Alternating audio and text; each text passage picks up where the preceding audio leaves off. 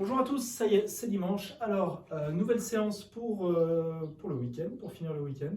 On commence avec 5 minutes d'échauffement, comme hier, sous le même format, c'est un AMRAP. Et on vient faire pas mal de travail au sol. Alors, on va faire les Holo Rocks, on va en faire 5.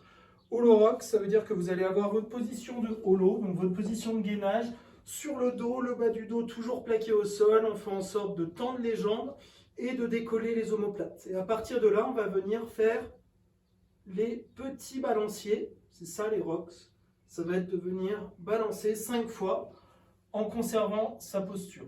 Donc c'est quelque chose qui n'est pas forcément évident, l'idée c'est de ne pas creuser le dos. Donc si ça induit que le dos se creuse, vous pouvez aussi l'appréhender comme ça, en venant fléchir un genou, vous l'attrapez avec le bras et vous conservez votre position toujours en décollant au maximum les omoplates et en serrant les abdos. Donc on fait ça 5 fois. Ensuite vous avez 5 Superman. Donc là, les Superman, je les ai nommés comme ça, c'est les Arch Rock. C'est-à-dire c'est la même chose, mais simplement sur le ventre.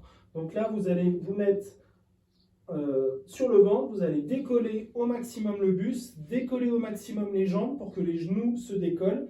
Et on va essayer de venir faire des tout petits balanciers en conservant au maximum la position initiale. Ce n'est pas des mouvements faciles, prenez votre temps là-dessus, ce n'est pas la course. Après, vous avez les 5 down up.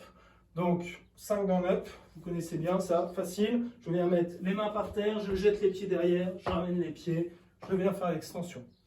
On met de la vitesse là-dessus, 5 jumping squat, pardon, j'étais parti sur les jumping jacks. Donc, on vient faire le squat, donc pied, largeur d'épaule, et je viens décoller au maximum. Je me suis un peu emmêlé les pinceaux. Donc 5 fois à nouveau. Et après, vous allez prendre alors un poids pas spécialement lourd là pour le coup. Vous chargerez peut-être pour la suite de la séance. Et on va venir faire des tirages. Donc on vient faire des tirages à un bras, des tirages, des high pull avec le coude au-dessus de la main. Comme ce qu'on fait quand on fait de l'haltérophilie. Donc là, il faut imaginer, c'est ce qu'on fait quand on fait typiquement du dumbbell snatch, c'est-à-dire du snatch à un bras avec halter. Donc là, je vais venir prendre, voilà, je vais le prendre par la hanche, ça sera un petit peu plus simple. Je viens fléchir un petit peu mes genoux, j'ai le dos droit et je vais venir pousser sur les jambes, arriver en extension et tirer très haut le coude pour avoir toujours l'objet contre moi. Donc de profil. Là, c'est un petit peu embêtant pour moi parce que le sac, il est un petit peu trop haut. Du coup, j'ai pas vraiment un mouvement qui a une grande amplitude. Donc je vais faire en sorte de venir le prendre un petit peu plus bas. Là, je le prends ici. Je le prends ici et je viens tirer contre moi. Donc 5 d'un côté, 5 de l'autre. Et après, vous repartez.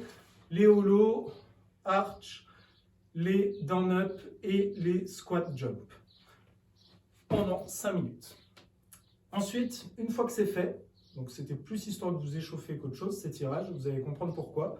On vient faire un EMOM de 15 minutes. Du coup, vous avez 5 tours à faire où vous allez changer à chaque minute d'exercice.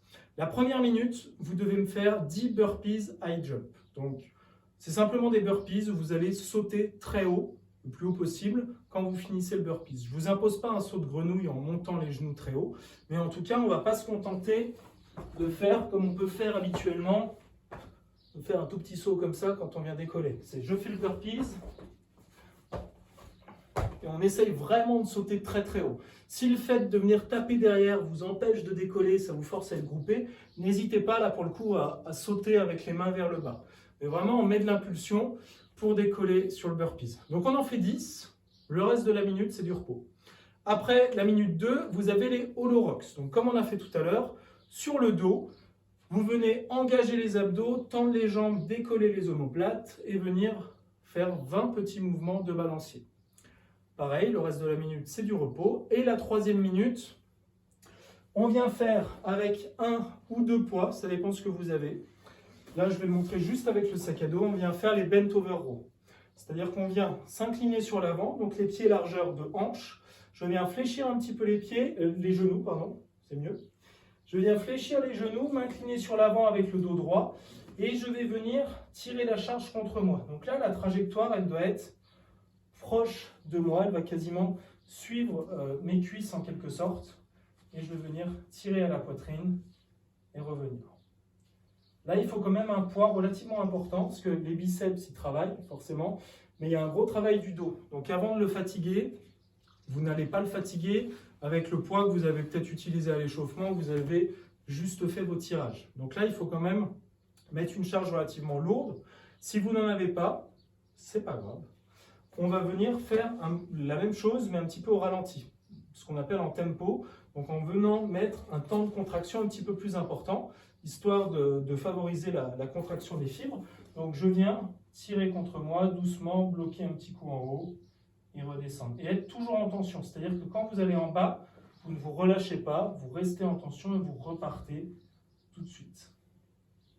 Donc ça on le fait 15 fois, et pareil, le reste de la minute, c'est de la récup. Donc il faut le voir, à part les burpees qui sont cardio, là c'est le but, le reste c'est plus des exercices de renforcement.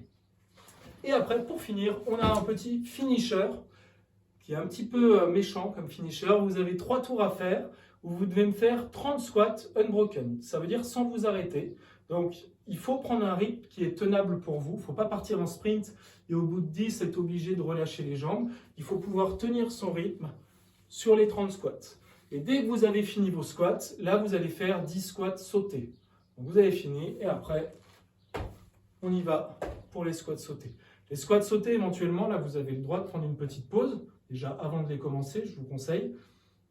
Mais en tout cas, pour les air squats qui ne sont pas sautés, là, on ne s'arrête pas sur les 30.